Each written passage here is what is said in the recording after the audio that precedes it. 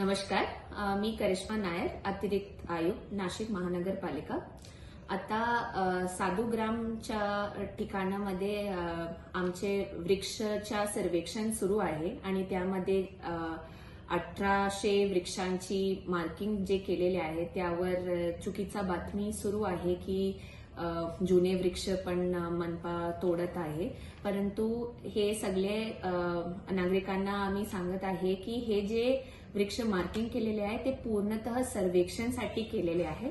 आता ह्यापैकी जे वृक्ष बांधकाम बाधित होणार आहे आणि असं वृक्ष ज्यांचे वय 10 वर्षपेक्षा कमी आहे, जे मागच्या कुंभमेळा पासून नवीन ह्या कुंभमेळ्यामध्ये आलेले आहे, ते झुडपे आहे, ते विदेशी प्रजातीचे आहे, तसंच झाड आम्ही पाडणार आहे।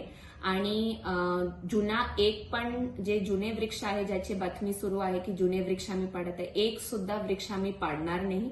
आणि जे आम्ही 10 वर्षपेक्षा कमी वयाचे झाड पण पाडणार ते पण नियमप्रमाणे पेपर नोटीस देऊनच करणार आहे। आणि जितके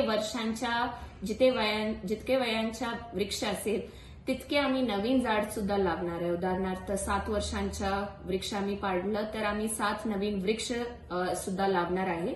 आणि जिथे जिथे पुनर्रोपण पॉसिबल असेल तितके आम्ही पुनर्रोपण सुद्धा करणार आहे। नाशिक महानगरपालिका जे गार्डन डिपार्टमेंट आहे, उद्यान विभाग, आम्हाला वृक्ष मॅक्सिमम वाचवण्याची जबाबदारी आहे आणि तसंच आम्ही करणार आहे।